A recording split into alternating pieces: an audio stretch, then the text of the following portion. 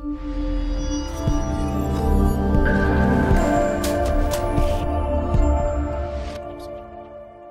guys, welcome to the Revive Stronger podcast. I'm your host as always, and today I'm very happy to be joined by Brad Schoenfeld. I was just saying how Brad has only been on the podcast twice, but they've been two of the most well-received episodes for good reason, and I'm very glad to have him back on the show today. So Brad, how are you doing over there? I'm doing great. It's my pleasure to be on again.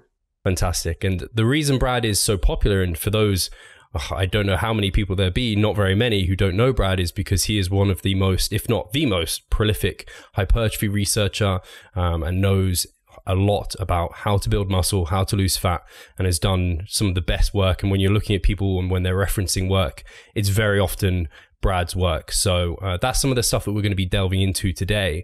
And the first topic, because it's been something that has been quite popular of late, and I thought it'd be fantastic to get Brad's point of view on this, was effective reps, and maybe then touching a bit on failure training and see if Brad has any updated views on that. But first of all, kind of going over the effective reps kind of subject in terms of kind of the last 5 repetitions are the most effective, and what are your kind of thoughts around that subject, Brad? So I think there's some basic merit in the theory that that some reps have greater effectiveness than others overall. I think at least the way I understand it, now I've not read I more read research and I don't read a lot of the lay stuff, so I don't know the specifics, but from what I do understand, like you said, it's about the last 5 reps. I think that's overly simplistic. Earlier reps certainly can contribute to the hypertrophic response, and I think that might, again, this is purely speculative, but there could be maybe a more effectiveness for the type 1 fibers, which are more endurance oriented, and the stimulation threshold would be lower for them in that regard. So there could be more hypertrophic potential there. And also that we do know through some of the failure research that's been done that necessarily that like the last few reps might not be necessary you can, at least in a lot of the studies, or a certain number of them, you're able to achieve hypertrophy without going to the last 3, let's say 2-3 reps.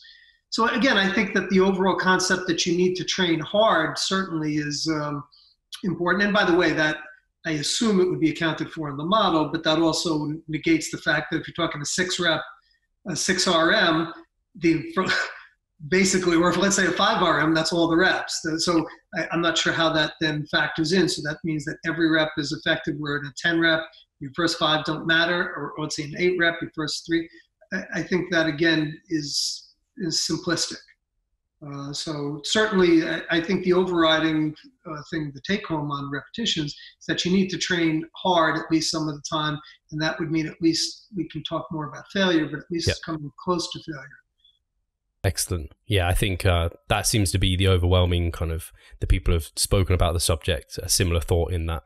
Oversimplistic, and I'm sure people who have kind of proposed the model didn't mean it to come across as oversimplistic, but that seems to be how people end up taking people's work, unfortunately, at times. Happens to me all the time. Yeah, I bet. I can feel them. Yep. So in terms of failure training, I think we spoke about it actually last time that you came on, but I wondered if you had any updated thoughts on the matter, what your current kind of practical recommendations were to people, and maybe, because I think the audience listening, probably a lot of them, or some of them at least, are quite advanced, and whether or not that has any difference or any other implications for them. Yeah, so my thinking on this actually has evolved somewhat, certainly from the time I published a book called The Max Muscle Plan almost a decade ago now. And I was more liberal with the use of failure, and I think my thoughts on the topic, my theory is less is more sometimes. So I do think that there is a benefit to training hard at some point, to training to failure on some of the sets. If your goal is maximal hypertrophy, I think you can do very well without training hypertrophy and achieve the majority.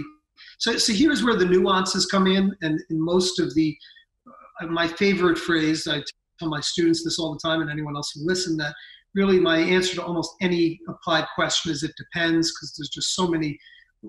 Who are you talking about? What's the generalizability? You're talking about untrained subjects, trained subjects, younger, older, middle-aged? Are you talking about bodybuilders, you're talking about stockbrokers who just want to, so there's just so many different facets. Now, if we're talking about what can maximize the hypertrophic response in advanced bodybuilders, I do think there is a benefit to some failure training. I think there's less need than I used to believe that I think was necessary. So, and my philosophy had always been to periodize it, and that, but before I would go to failure, like in my max muscle plan, I proposed going to failure on all sets for like the 2-week period, 2-3 week overreaching period. I don't think that's necessary at this point. Potentially counterproductive, but certainly not necessary, where it can trash people more quickly and not bring about the desired effects. And certainly if it's not necessary, why do that if it's going to overtax someone?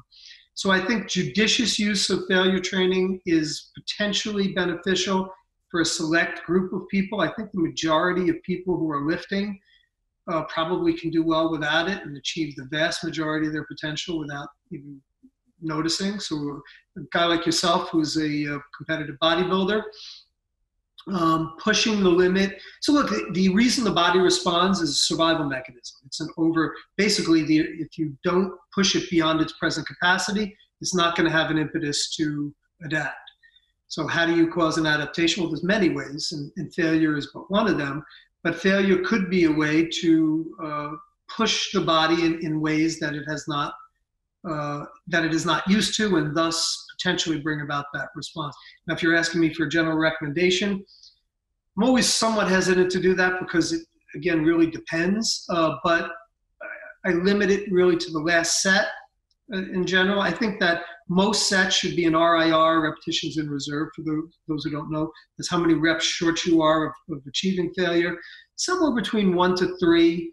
And let's say you're doing 4 sets, you might even go 3, an RIR of 3, RIR of 2, RIR of 1, and then a last set to failure. There's nothing magical about that. It can be anything in between as well. Maybe 1 set at 2, and then 2 sets at 1, and 1 set to failure. A lot of that is intuitive. A lot of that is specific to the individual. So one of the things, and hopefully we can kind of get into this, but the individual response to training is very diverse. And we can give general guidelines to training, but ultimately it comes down to the individual. And when I work individually with clients, bodybuilders in particular, physique athletes, it always is trying to get into what is best for them, for the individual. And that involves an N=1, that involves experimentation. Fantastic. And actually, on a kind of secondary note on that, because obviously bodybuilders love training hard, a lot of us start with failure training. And with the people you've coached, when you've tried to get them to reps in reserve, have you ever had kickback? Has that ever been difficult for you? Glad you brought that up. So I'm working now with a friend and colleague of mine, someone who's a pro bodybuilder, Joe Tolvey, who's a classic physique bodybuilder, IFBB classic physique bodybuilder. And when I started working with him, every set not only was to failure, but forced reps, or virtually. Right. So it's that mentality of you got to push both. So I pulled him back from that ledge, and yeah, he's still, there's still that drive, and he's 47. By the way, and this is where again the individual difference is. He shows no signs of overtraining. I mean, he's someone who pushes fairly high volumes and to failure. At 47 years old, I would have expected to see, he's and all the time, and especially when I caught up with him, when I started working with him. But since working with him, we've pulled that back, and if anything, he's seen, I think, somewhat better growth. We've brought up some of his, and again, a lot of it is strategic. So there's other things. It's hard to isolate. It's not like we just did that. So we have other things that were variables that were changed. So it's hard to know what ultimately is causing what. But we've been able to bring up the lagging body parts that he hadn't been able to do, and he got his pro card. So. And I imagine he also struggles with the idea of deloading. Or is he okay with that? Yeah, but again, that's something that I've brought to him, and he does that now. And yeah, he's good with. It's just when it's training all the way, it's deloading, I guess, is so short term. When you're actually going through the sets, when you're not deloading, you can kind of get a certain mindset. All right, I'm going to take an easy week. When you're actually going somewhat hard, all right, I'm at 1 RIR or 2 RIR. damn, I got to push. I'm not pushing hard enough. I guess it's similar to that dieting mentality where people are on or off and you kind of want them on that dimmer switch. Right. Same with the training. Yep. Awesome. So something I did want to dig into, because I thought that was interesting to start with, and you spoke about it, was kind of the hypertrophy research. And some of the things I wanted to talk about was, first of all, the difficulty in actually conducting it in terms of getting applicants and then making sure the procedures are there. And just kind of a lot of the listeners, I don't think necessarily know what actually goes into producing such research. Yeah, it's a great topic, and I'm glad you brought it up because I know research has this kind of mystical quality to people, and the lack of understanding as to how time intensive it is to carry out these studies really is huge. So you have to start a couple months before the first subject comes into the study with an IRB, and which takes a lot of time just to create an IRB proposal. And then a lot of times the IRB kicks it back. IRB is, by the way, Institutional Review Board. Basically, they have to look over the ethics of carrying out the study in human subjects, assuming it's a human subject study. And that can take a couple months to get going, and it's just very time intensive to create the proposal. And even, by the way, I should even say before that, you have to strategize about the methods. You have to try to account for every possible issue, and that usually involves strategizing with your other colleagues who will be collaborators, saying, do you see any holes here? What might the reviewers say here? Is there something we should be doing here? And kind of kicking this around to come up with what we feel is the best possible study to investigate the topic at hand. Then you submit that, and then, like I said, the IRB. So, I mean, the total pre-work that's done is several months. It could be 4 months or more. Then you have to start recruiting subjects, which is not easy. And then it depends upon who you're. So most of my studies are in resistance trained individuals. But if they're in untrained, same thing. You're going to pick one or the other, meaning that you're not going to intermingle them, which makes it harder. So you're either going to get from one pool or another pool, and you're going to thus limit the pool. Usually, and certainly all my studies to this point have not been mixed sex, so it's either men or women. Usually it's men, because people ask me why I don't carry out studies in women. It's because when I put out a flyer saying, get strong or gain muscle, women don't want to participate. So I end up not being able to recruit enough. So anyway, then we have to recruit, and that means sending out my research assistants to go doing the recruiting, posting flyers. You're going to get people that aren't qualified, so you then have to have them come in. You do a informed consent, which explains the study, and you have to make sure they qualify. Even a lot of them will qualify after the informed consent. Some will say, I'm not sure I want to do this, or I only want people who are really motivated to be in the study to be in the study. And I found out the hard way, those are the dropouts. People who are kind of like, all right, maybe I'll do it. And I was like, no, you go home and think about it. And if you're completely sure, you come back. And then carrying out the study itself. So think about this. If I have a study, and let's say I'm having a parallel design with 15 subjects in each group, which is, try generally to get more, but let's say I get 30. A 10-week study with let's say each session is an hour to carry out. It's 3 days a week. That's 900 man hours. Every one of my studies is personally supervised. So they basically, each subject gets personal training. And my research assistants sit there with their stuff. Well, we don't have watches anymore. We have smartphones that will time down the exact rest interval. So they'll be clocked on the rest interval. Everything is, every rep of every set of every session is personally supervised. 900 man hours of time that's counted. Then you have to do the analysis and the write-up, and then submitting the study for review and revisions. And it's a grueling process that is extremely time intensive. And it's, people a lot of times, what I call the armchair researchers who kind of look at PubMed and say, if you understand what goes into a study, once I've become a researcher, because I was a practitioner too, and I committed a lot of the same atrocities in making certain judgments. You start to realize why researchers do certain things. They have reasons. A lot of times they're logistical reasons. And by the way, it's also a matter, you got to get funding to, if nothing else, to hopefully pay for subjects. If you don't remunerate the subjects, they might not stick in the study. So they have less of an incentive a lot of times.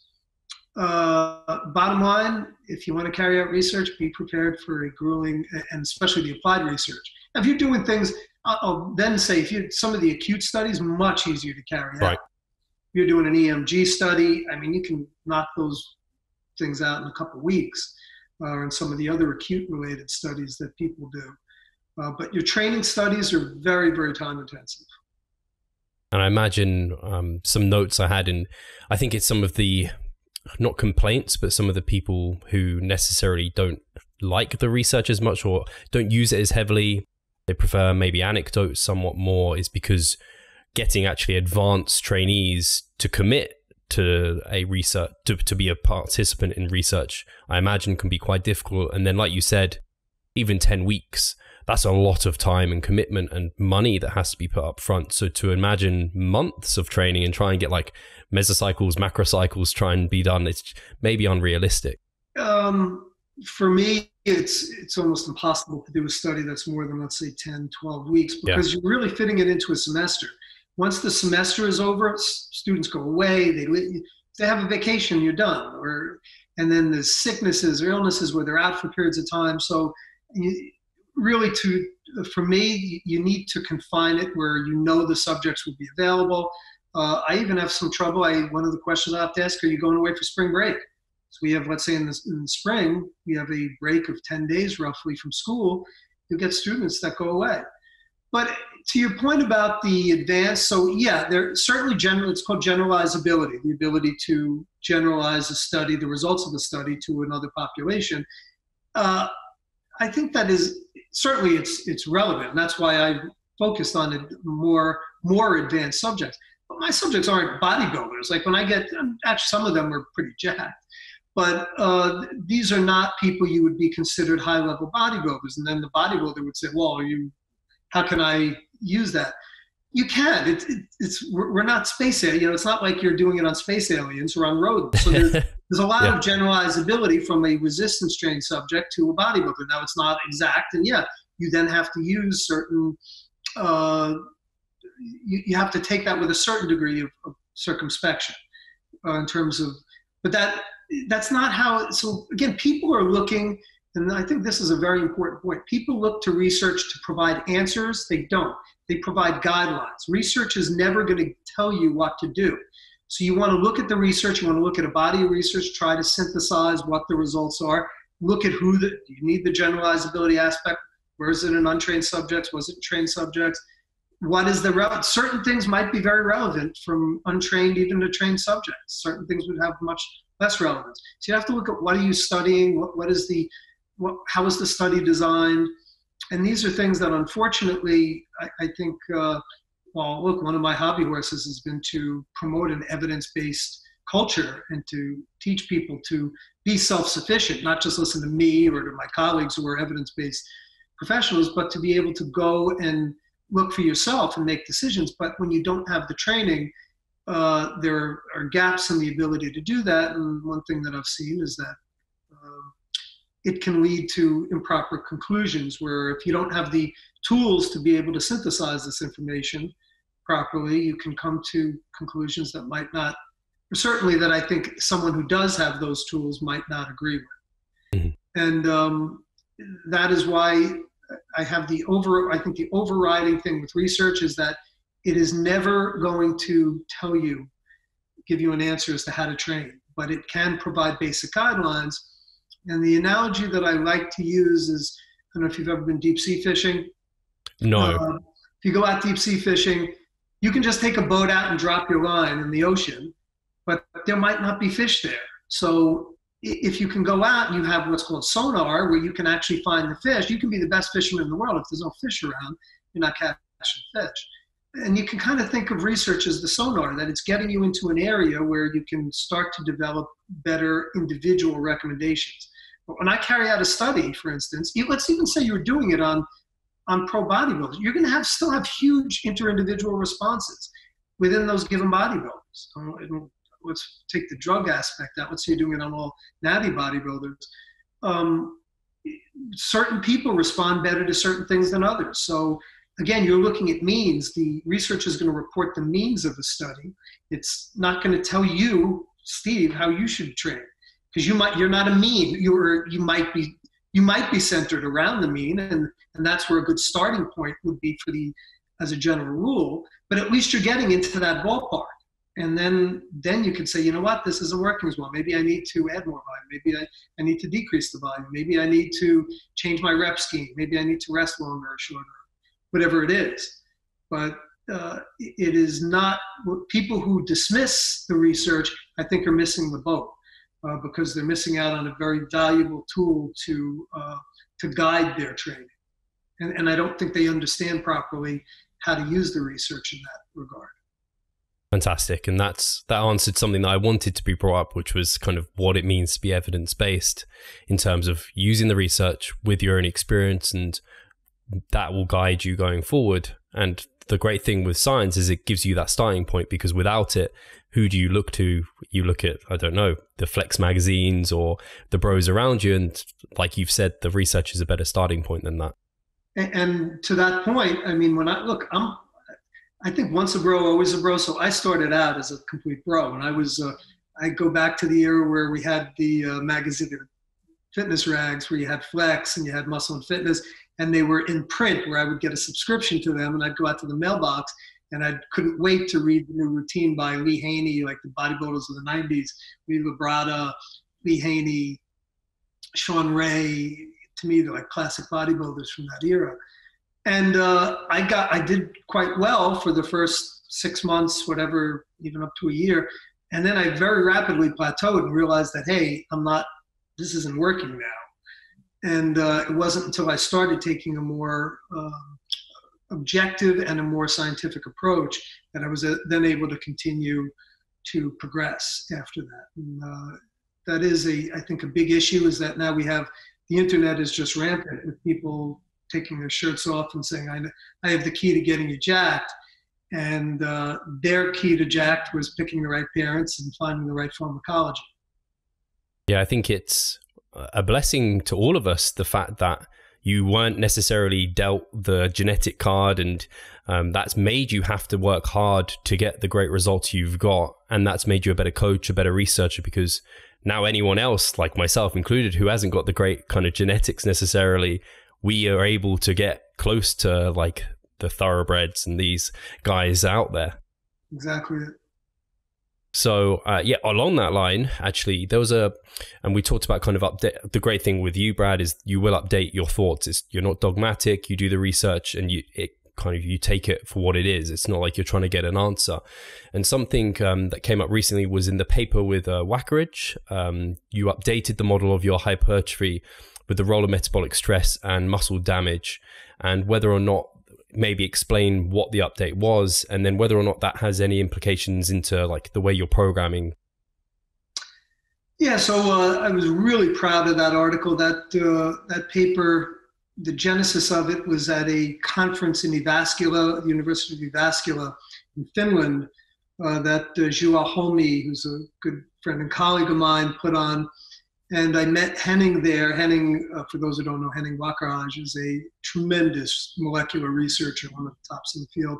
And we all were sitting around over dinner and drinks, as I remember. A nice glass of wine seems to stimulate thoughts about anabolism. And we were talking about just science, and a lot of what we talked about was about mechanisms. And we started saying, well, we really need to update a paper that I wrote called The Mechanisms of Muscle Hypertrophy and Their Application of Resistance Training, which was published, I can't even remember my own papers now, which was published back in 2010. And I had gone into a lot of the detail about the three potential mechanisms or proposed mechanisms, and that we've just had so much new information that really it needs an updating. And that paper, by the way, it's been cited over 800 times. It was a real labor of love for me at the time, but it's fantastic. Dated, and people keep citing that, and I would wish they would start citing the newer paper, because it's just more, when you're doing a review paper, there's new information comes, and at least in certainly topics like this, that make it dated. So I would wish it's nice to have my paper cited, but wish they'd start citing the new paper. So the interesting thing is that as much as we've learned, I think the new paper, what it really does is just synthesizes really the new research. It doesn't really change all that much, however. in terms of, we're still nowhere close to understanding what the true mechanisms are, and certainly ruling in or out. Well, what we do know is that, and certainly we knew this back then too, was mechanical tension is the primary driving stimulus, because if you just have metabolic stress or you just have muscle damage, you're not going to see a huge amount of growth. It really is only under high loading, or I won't even say high loading, but where there is a sufficient mechanical load, do you see gains in muscle mass. So without that stimulus, nothing else really happens, or little happens after that. So the question then becomes, is there an additive effect? So whether metabolic stress and muscle damage may promote hypertrophy, I think is somewhat less of a concern, because we have data that certainly shows that they can, to some extent, even without mechanical loading, but it's minimal. And certainly, like, metabolic stress has been shown to stave off atrophy, muscle atrophy, like during bed rest. There's been muscle injury studies which show just injuring, let's say, a rat. Not going to do this in humans, of course, but like giving a myotoxin, which is basically subjecting a injury to the muscle of a rodent, causes hypertrophy, and also causes satellite cell accretion and other things. The question really is, during regular resistance training, is there an additive effect of metabolic stress and muscle damage? And I think the evidence is equivocal on it. I don't see how anyone looking at it objectively can come to any other conclusions, because there's some evidence that it does and some evidence that it doesn't, and none of it is compelling. And part of I think the real issues here are that it's just very difficult to study this topic under controlled conditions. So we can extrapolate, we can do inferential research where we try to draw inferences from what we're seeing in other studies. I'm going to get too technical here and get sidetracked. But the more important thing would be, or the thing to really understand it, would be to try to isolate in a controlled fashion. That's the essence of a randomized controlled trial, and there's no study that's done that. And it would be very difficult to carry out. There was a study by Felipe Damas, which has been cited for muscle damage a lot. And go look at the study. People are not interpreting the study did not in any way refute, or it didn't do anything. It was a really nice study. So I don't want to, it's not like I'm disputing that it's a well-done study. What the study did was shown that the time course of muscle protein synthesis cannot be extrapolated from the initial bout to what happens over time, because other factors contribute. There's been over extrapolations, in my humble opinion, as to the results. And I think anyone looking at it objectively, and even Felipe, he came on my page, he'll admit that the study is not designed to look at whether muscle damage is involved or isn't in the hypertrophic response. You can't draw conclusions really to do that, because the theory behind muscle damage is not that you need massive muscle damage and that all of a sudden is going to, it's that does muscle damage chronically, when it's done in moderation. So lots of muscle damage, actually, I don't think there's any doubt, would have a negative effect. It can prevent you from training if you have high levels of muscle damage. So with modest to moderate levels of muscle damage, could that be a contributory effector of hypertrophy if done over periods of time? And that study didn't look at that, and no study has. So I will give a hint that we are carrying out a study, or not, we will be, so it's now in the process, and we're just actually getting together the protocol for it, but it will definitely help to answer the question on metabolic stress. It will provide, I think we've found a way, at least part of the question. And I'm really excited about that. And hopefully by mid next year, I should have some more data on that. Awesome. Yeah, that's exciting. And I guess part of a lot of, like you said, at the moment, it's not really made any practical difference to things. And like you said, data is equivocal. And I know within the Max Muscle Plan, you had kind of a metabolite phase, I believe. Is that still something, do you still use metabolite-based training? I do, but not for that purpose. And maybe that was, I don't remember what I had written at the time, but I do, but it really is for two things. Number one, the buildup of, so let's say you're training in a moderate rep range. So the metabolite phase was using higher reps, 15 to 20 reps. And I then progressed from that to a hypertrophy phase where I was training more in like the classic 6 to 12 repetition range, which, by the way, we can talk about that further, is that that's certainly, there's no evidence that that's a magical range. I still do like that because I think it fits nicely because it has a good balance of certain things.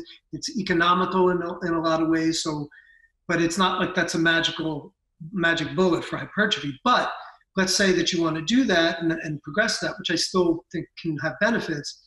If you're training with high reps, it can help to create greater buffering. So the buildup of metabolites has a reactive effect in the body where the adaptation is to create greater buffering capacity. Thus, when you then, let's say, do a 10 rep set, which you're going to still build up metabolic byproducts, you will then have greater buffering capacity. So let's say you were only at, let's say you're training with 200 pounds in the bench press and you're at rep 10. If that was you, if you were fatiguing at that level, you can maybe get a couple extra reps at a given RIR because you've built up that buffering capacity. So that would be a benefit there. And I also think, and this is post when I wrote the book, but that there could potentially be benefits for fiber type specific responses of the higher rep ranges. So let's say going upwards of 20 RM might have beneficial effects of targeting fibers. That's still speculative, but we actually have a study that is now ongoing that I will have greater insights into that by December. But all these things are, as best as I can do, will be studied over time. Fantastic. Yeah, is there a, in terms of like economical rep ranges, you've done a great work to identify basically there is no hypertrophy rep range, like I think it was known as like 8 to 12 or something along those lines. And like you said, it's very economical, but there's potentially avenues to use a wider range, which might have applications for injuries or elderly, like older trainees, or even fiber types. Is there a rep range you tend to program within? Is there reps you stay away from, like too high or too low? So I don't think, so you can grow muscle, and my lab has carried out a number of studies on this and many others as well. We've done meta-analyses. The spectrum of rep ranges up to a high number. We've not quantified an exact upper range, but certainly up to 30 plus repetitions, you can get roughly equal whole muscle growth. So when we look at, let's say, an MRI or an ultrasound, where we're actually looking at the size of the entire muscle, there's going to be very little difference, assuming you are carrying out the sets with similar efforts. Generally, the sets have been to failure. So it's hard to know if you're going, well, I'll actually go back on that in a second when we can talk about failure more, but at least when you're training to failure, very little, if any, difference. They're extremely similar, and it's really been amazing to me. That's one of the things that it's been eye-opening. I remember a colleague of mine, Stuart Phillips, who you probably know of at least, carried out a study, and he really opened my eyes to this. But it was an untrained subject using just leg extension. I remember saying to him, we were conversing online, saying, Stu, those are untrained subjects. You'll see, that untrained subjects get jacked from doing cardio. I'm going to carry this out in trained subjects. There's going to be a difference. And lo and behold, I carried it out in trained subjects, and there was zero difference. If anything, the biceps showed a slightly greater effect for the higher rep range. So I think if nothing else, it opens up a wide choice for us. Like you said, if there's injuries, we can use much lighter loads, and assuming you're pushing that person, so you're having less joint-related stressors, but you're able to induce similar hypertrophic responses. And at the molecular level, though, could there be individual fiber type specific responses? That's something that is still, it's relatively unexplored. The research that we have on to this point to date is equivocal. So there's been some studies that have shown benefits. There's been actually a couple new blood flow restriction training using light loads, which do really provide some somewhat compelling evidence. But again, these are topics that need greater exploration before at least I'd be comfortable making recommendations in that realm. But that, and by the way, so I did want to mention, sorry to cut you off, but We did carry out a study showing that 20% of 1RM, so we looked at 20 versus 40 versus 60 versus 80% 1RM. Looked in the doing an arm curl and a leg press, so the quads and the biceps. The 20% showed a suboptimal response, but that was like 70 reps. The 40%, it was like over 40 reps, and that showed roughly equal hypertrophy for 80% 1RM. And I kind of don't like using this was carried out by colleagues of mine in Brazil. I don't like using a percent 1RM model as much because the inter-individual responses are huge. We carried out a study, we looked at the leg press using 75% 1RM. The person with the lowest number of reps got 7 reps. The highest was 24. Wow. So we had a range of 7 to 24 with 12 subjects, and the average was 14. So using a percent 1RM, but if we look at an RM, a suboptimal, a submax RM, I would say 30 to 40 reps probably, you're still in good stead where you're not going to see a difference. Now, I did also mention we have a paper that was just accepted in collaboration with a group of really great group that I collaborate with in Sao Paulo. And we looked at failure training with high reps versus lower reps. So moderate 10 reps, I think we did 10 and 20.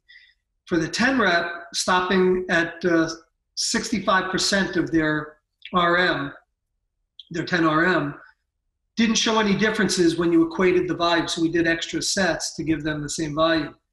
It did not do that with the 20. So when we stopped at 65%, now here's the kicker though, and this kind of goes to the effective reps.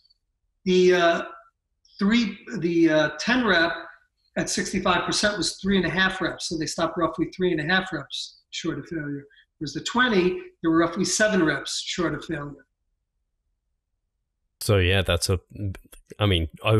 double the difference in terms of, and they weren't even necessarily in the effective reps for the 20 repetitions. Correct. There. But the kicker here is that the 10 rep group did show comparable hypertrophy regardless of whether they went to failure, and the high rep group did not. So they showed suboptimal results when they did not go to failure. But again, it has to do with where you're stopping short of failure.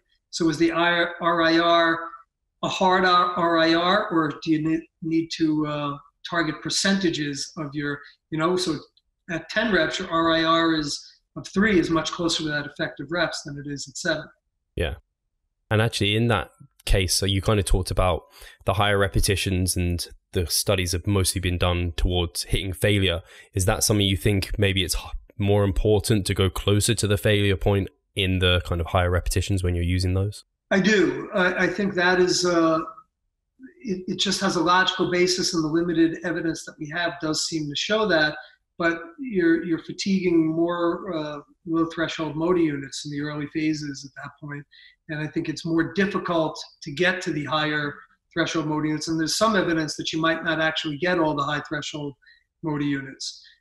If not recruited, certainly fully stimulated. There is some evidence that acidosis prevents contractility in the fast twitch fibers, so that when you're building up a lot of lactic acid, the fast twitch fibers might not be able to carry out the functions, and you might be increasing the load on the lower threshold motor units. There is at least some evidence that that occurs. Again, these are things that we like to think that we know all this stuff, but we don't. And practically, is it harder to train and kind of know where you are in terms of reps in reserve? I think it's been shown in some research that people are better at estimating it with kind of the lower repetitions. Higher repetitions, it kind of gets a bit like, I'm a bit unsure. Yeah, so think of it this way. When you're, let's say, doing an 8 RM, you're getting pretty close to fail. Let's say you're going 7, 8. Someone points a gun at your head and says, get another. Maybe you might be able to get one more rep out of that. If you were at 3 reps, definitely not. You're kind of done. If you were 20 reps, I'm a failure. Someone points a gun to your head. Now, somewhat depends on the muscle. Like for me, triceps, when I lock out on triceps, I'm done at that point. But I think, well, let's say a multi-joint exercise, you probably are getting another 3 or 4 reps. So yeah, I do think that the failure point is somewhat hazy when you start getting into the high reps, which in turn would make it more difficult to estimate an RIR. Yeah. And when we're talking about failure, is it practical for trainees to think about like a gym failure versus like a research study gun pointed to the kind of, do people need to be thinking, okay, I need to think 2 reps in reserve. That means like if like someone had a gun to my head, I could do 2 more. Or do we need to be thinking just like, does it need to be as hardcore as that? That's a good question. So I have, Eric Helms, my colleague Eric Helms, great researcher, has carried out that seminal research. I've never asked him that, how he, like if you define, how we define failure. I tend to look at failure more practically. And this is another case, we didn't go into it, but I could talk an hour on failure. Failure also is going to depend on the exercise itself, versus lower versus upper body, and certainly multi joint versus single joint. So if I'm doing biceps curls, I can do a lot more failure training if I'm going with bicep curls than I can with, let's say, a T-bar rows. Just you're activating a lot more muscle. It's much more metabolically and neurologically taxing. So these are all factors that come in, and thus I'd be much more confident in, let's say, with a bicep curl and going to true failure than I would with a T-bar row where your lower back is involved and there could be issues. So I think that those are questions that I think is more up to the individual practitioner and how they view the individual. I think those are not questions we can provide hard answers to. Now, I do think that it's important to understand how the research was carried out. And often in the write-ups, it's hard to discern that. I don't recall how Eric had written that up, and I think that's a good question. If you don't speak to him before I do, we'll get back to each other. Awesome. Yeah, I think I was talking to, I think it was Pascal, just recently. I was saying how, or maybe it was Scott Stevenson, I think Scott Stevenson. Yeah, sure. And for me, like chest, if I have 1 rep left or I don't, like it's gone. Right. But for something maybe like a leg press or back movements, I'll probably go past failure because it's like I end up using a bit of momentum at some point. Like if I'm trying to aim for it, it's quite easy to kind of use momentum or something. But like you said, it's quite different. Like it's just different for different movements. Yeah, completely agree. And is there any, I don't know if you're a fan of kind of any kind of biofeedback in terms of knowing if you're training hard enough for yourself, like in terms of whether or not you're sore in a muscle group, whether that's an indication that you've done, like, I don't know if you kind of use any biomarkers, any feedback in terms of autoregulating via that? No, I don't think soreness. So I think soreness can be a general gauge if you've created a novel stimulus in the muscle. But even that is very hazy because some people just don't get sore and some people do. And the more trained, there's too many other factors where I don't think it's a very good way to gauge training stress. I don't necessarily think soreness isn't necessarily a bad thing like some people make out, as long as it doesn't hinder, certainly mild soreness isn't. And could that be a sign that you've created a novel stimulus? It might. So I think there might be some positives to novel stimulus just because you don't get that. Then what I want to make clear though is that if you don't get sore, it doesn't mean you didn't, which I think is the tail end, and that's why it really is not the greatest gauge. The biomarkers that I like to use are just more, how do I feel? And I do think a lot of regulatory approaches. So if I get into the gym and I'm just not feeling it, I will do it, but I'm not going to push as hard. I don't want to kind of send myself over that edge. And that, to me, it's a marathon, not a sprint. And I think people get overly anal about that. I got to make every workout count. When you've been training as long as I have, you realize that it's longevity. You're not going to win a bodybuilding competition in the workout. Now, if you're competing, there's certainly more pressing issues. If you have a competition in 3 months, then each workout becomes more and more important. And if you're not able to train, if there's certain things that are going on, you might rethink when your competition is at that point, if that's the case. But even then, again, one workout is never going to be a make or break. And I do like to use some intuitive approaches in terms of just how do I feel. And I think sometimes, by the way, I'll get into the gym and I'm not feeling that great. And when I do, I'm starting to get into it. I really feel good. And so that it is malleable. But if I'm doing it and I'm just, this isn't feeling right. And certainly when I'm training, if certain movements, sometimes I'll feel tweaks or something, getting a little older, having a lot of mileage on the joints. I'm very intuitive about altering my training plan at that point. So I'll go into something different or else just stop that particular body part and move on. Fantastic. And actually that leads perfectly into a question I don't think anyone has ever asked you, and I don't think you've talked about it in depth. And I think there's reason for that, because I think it probably doesn't provide a lot of value unless explained. So hopefully we can explain it a little bit. But I'd love to hear what's your kind of basic, maybe it's changed recently, I don't know, but like your split generally. How do you train, Brad? What does that look like? So it's not the greatest question to ask me at this point, because my schedule, really at maintenance phase at this point. And I struggle to get in as many sessions as I'd like. So my basic idea is to get in a minimum of 4 days a week. And usually I look to do a upper lower split, on days. But that varies. So I'll be away. I might get one, if I'm away, let's say in Europe, I do a lot of speaking overseas. I might get 1 day training I'll be away 5 days. I might get a day training.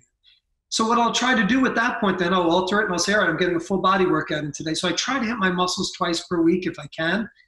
Sometimes that doesn't even happen. Sometimes I'm getting them in I do an upper lower and I don't get another session in or something. And it's just, my schedule is so hectic at this point that my visions of competing, not that I have visions, but the good news is, what I would say from a good perspective, is that it's much easier to maintain muscle than it is to build it. So you can do much less and really have very good maintenance.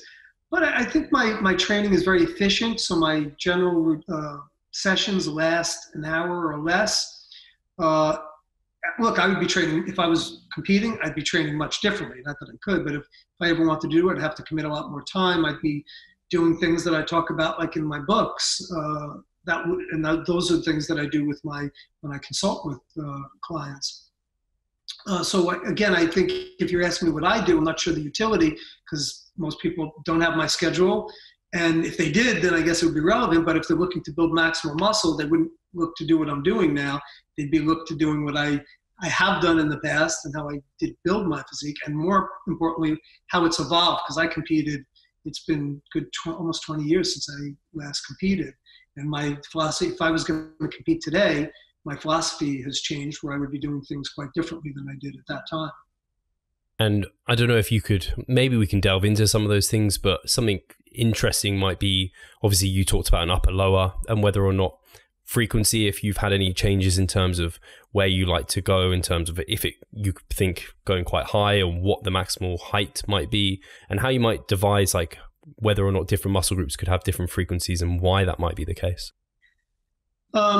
It's a great question. My general feeling is that, and this is somewhat taken from the literature, but the literature is still somewhat equivocal on this. We just carried out I assume you've seen a meta-analysis fairly recently on this topic. I collaborated with Jozo Grgic, and was a frequent collaborator of mine, and James Krieger, another one, on a meta-analysis. And it kind of didn't show much. And it gave a suggestion that 2 days a week was superior to one, but that there was no superiority to the higher. And I kind of that's kind of where I'm settling in over time, that there's a benefit to two. Here's where I think there's some nuances to it. If you get into the higher volumes, I think it becomes more important. Whereas I think even 1 day a week, like you're on a typical bro split where you're doing, let's say, chest 1 day and back, if your total volume per session is going to be fairly low, let's say 8 sets, 10 sets max, probably can get away with doing 1 day a week and not see much difference. When you're starting to get to that 8 to 10, let's say you're getting to 16 sets per muscle per week, splitting it up into 2 sessions of 8 would have a greater utility than just doing 1 session of 16. So these big bro splits where you're doing massive amounts of volume in a given day, I think they are inferior. I think there is some wasted sets in there, that they don't provide the bang for your buck that they would from a protein synthetic standpoint by spreading it out. Got to remember too that what I think people lose in some of this is that when you're doing certain types of splits, now upper lower wouldn't count, but if you're doing like a push-pull type split, if you're doing, let's say, a lat pull down, you're getting the sternal head of the pecs involved. Lots of the little muscles, or your posterior delts are working with your rows.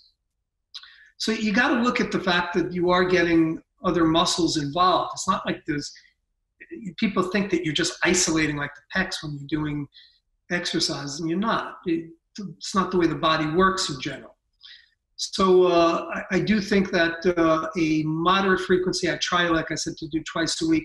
Could 3 days a week be better? I think if you're going very high volume, it's possible that that might, it's certainly not been looked at well, studied well, but some simulation evidence that my colleague James Krieger has carried out seems to indicate that.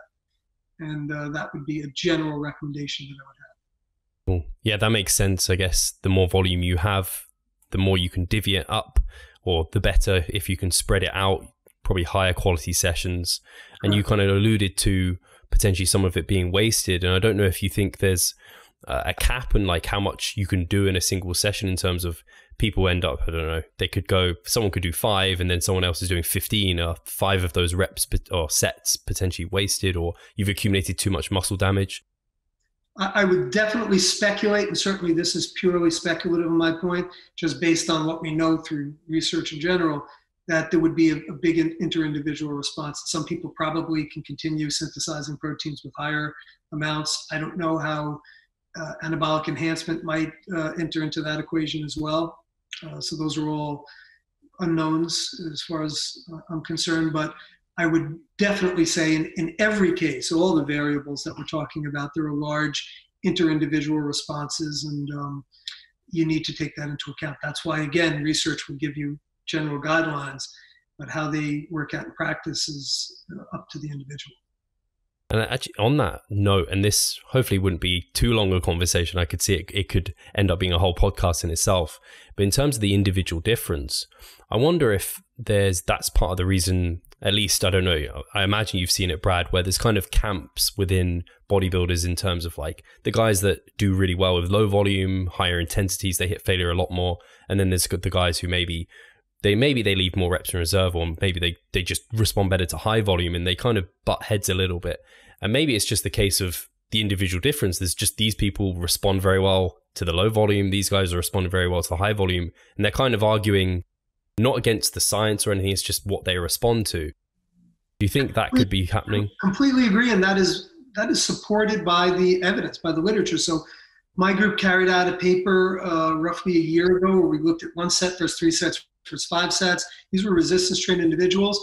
We found a dose-response relationship, but to me, I thought what the most interesting, we have this data, and then I would hopefully like to get this together. I just have so many other projects going on, and we're trying to find the right statistical approach to look at it. There's issues in terms of looking at correlations and other aspects in terms of how we would go about finding responders, non-responders. But what we did find, I used what's called the smallest worthwhile change. A lot of the people responded very well to just the single set. It was just the differences were that more people were responders to the higher volume. So just some people did not respond well. And by the way, there's a new study out, which is, to me, I think probably the best controlled study that I've seen on the topic. It's by a group it was a collaboration between Denmark and Norway, I believe. So the Scandinavian countries, very good researchers. They did it was mind-boggling, the detail they had. So it's published, it's actually available now online. I don't know whether it's been published, but they did a pre-pub on it. Basically, they published their data ahead of time while it's being reviewed. But check this out. So they looked at a low volume versus a high volume condition within subjects. So one leg was assigned to a higher volume, which was roughly 15 sets of leg extensions per week, and the other leg was assigned to a low volume, which was 5 sets of leg extensions per week. And really interesting findings. The overall, there was greater effects for the higher volume versus the lower volume. It wasn't all that great, the overall results. There were about 5% versus 3%. It was done with MRI, which is a gold standard, so really, really good, compelling evidence that there was an effect. But they also did, by the way, they did biopsies, so they looked at muscle protein synthesis. They looked at ribosome biogenesis. All these markers of hypertrophy, all greater for the higher volume, on a mean basis. But what I thought was more compelling and just more interesting was that they then did a sub-analysis of right versus left in each person. So were they equal? Did one have greater than the other? And that's where, roughly half the subjects had no difference between right and left leg. So they could do 5 sets or 15 sets, and there was roughly the same hypertrophy. 40% had greater hypertrophy, and some substantially greater hypertrophy in the higher volume leg. So 40% would be, I guess you'd consider them responders. But only 9%, and it was very close to being almost not, on the line, saw better results with the lower volume. So it shows that volume is a driver of hypertrophy, but that, like you're saying, some people do quite well. And I think that's well supported now with the literature, that volume really is only a driver, or it's always going to be a driver, because you can just go to ridiculous, hey, I can do 1 set every. Remember, Mike Menser was starting to go in his later days when he got a little loony, and he was saying, you need to train once every 10 days, just one session. All you need, man. It's like he had it was based on some philosophy, quoting Kant. But certainly there's going to be, we all know, obviously there's a dose response to a certain point, but I think when we start to get to higher volumes, it becomes a highly individual, and that some people are much more responsive than others, just based upon the literature that we have that has been done, which I think is quite compelling. And just, you'd have to just use general logic and things like that, like you said, from what we see anecdotally.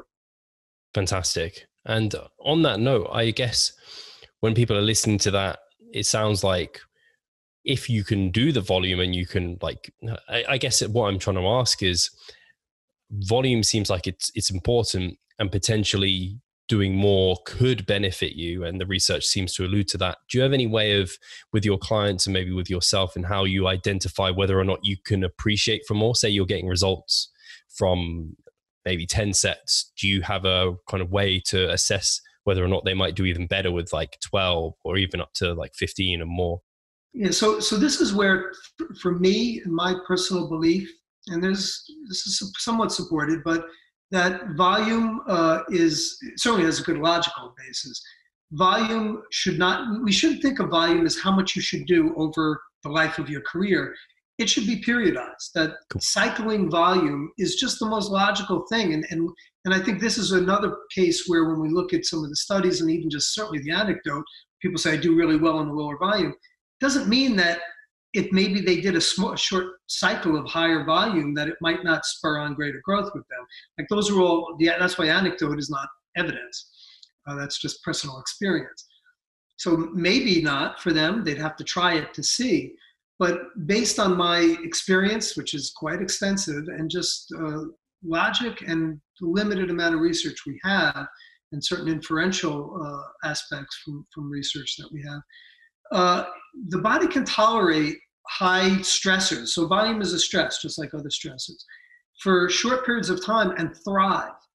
So you can thrive when you are subjected with a very big stress in your life for fairly short periods of time. When you continually spread out that stress over time, so if you're in let's say, a horrible relationship or whatever, you can thrive over, it's not going to necessarily negatively affect you over short periods of time. If that's spread out over 6 months or a year, and that goes with other, certainly illnesses, same things can happen. So similarly, if you we know that the body adapts through a stress that it's not used to, so a challenge to the body beyond its practical resources. If you promote that stress for a short period of time and then pull back, and then again go, let's say in a stepwise fashion, go back to a lower and then moderate and then higher volume, that to me is the essence of pushing the body to its limit, where you can go to the edge of a cliff but not go over that cliff. So kind of that's the analogy I like to use. Once you're over the cliff, that's your overtraining, your negative response. And it is a fine line. How do I go about doing that? So I have a basic template that I use. That's why research creates, it gives you guidelines. So like 10, 15, 20, you start with 10, 15, 20, and maybe slightly more. But that's always, then you see how someone's responding. If they're not, to me, it's always intuitive. I like Mike's, Israel tells there's maximal effective volume. Did I say that right? His volume landmarks, MEV, minimum effective volume. Minimum effective volume, right. I think that to me, I do it a little more intuitively. Like I like that Mike tries to have objective measures. I have to use that more. I haven't in practice, but I think to me, the downside, I've always kind of resisted that, because I think once you start seeing levels go down, it to me starts to indicate an overtraining response. And that to me is a problem, because if you're at overtraining, I've spoken to Mike about it, and he's somewhat assuaged that. So, but I've always found it kind of easy to do somewhat intuitively. If there's better ways, I'm always open to that. Here's the other thing that I'd say about volume, which to me, I think this is the one thing that I've changed my opinion on based on some of the research that we've carried out and some of the other new research that has come out and I'm privy to it's coming out, is that I think there is a benefit to targeting certain muscle groups. The way I like to look at volume is that your body has an overall ability to recover from a certain amount of volume, because it's a systemic response. Overtraining is systemic. And like I said, you then have to factor in things like, same with failure, let's say lateral raises versus shoulder press, military press, leg extension versus squats. So certain exercises are going to be more taxing from a volume respect than others. But for muscles that are lagging, I like to think of volume as a budget, whereby you will allocate more volume to what is needed and less volume to what is a strong point, assuming that you're looking to be symmetrical. And assuming then that you're a responder to volume, that potentially can allow you to get extra growth from. Fantastic. Brad, that was brilliant. That study sounds really interesting as well. I think I may have spoken to Scott Stevenson even about it partially. He brought it up, and it's just fascinating to see those sort of ones done, and maybe they do some on like different arms and things as well at some point. And I'm sure you have many things in the works. And again, I want to say a massive thank you for you coming on, spending the time with me. I always enjoy our chats massively, and I think the audience value them massively as well. I want to make sure people, if they want to find your work, obviously you've published books, you have your website, you're on Instagram as well. I want to make sure people can find you. Where do you think is the best place? I'm all over Instagram, so that's been at this point kind of my primary social media outlet, but I still am on Facebook, and I do a lot on Twitter. I share a lot of research, and it's kind of more my research area on social media, but you just Google me and you'll get all the info you want. Fantastic. That's great. You can I want to get to the point where people can Google my name and find what they need. At the moment, I think you probably get some guy dancing or something. I can't remember. I Googled my name a while ago. But yes, you can. And I can only highly recommend Brad's books. They're all fantastic. And it just puts everything in place, and you learn a lot of detail about these subjects. So if you've got kind of the itch for more, that's definitely where you want to go. And like you said, there's loads of research out there too. So again, thank you, Brad. And thank you to all the listeners for coming and listening. Always a pleasure, Steve.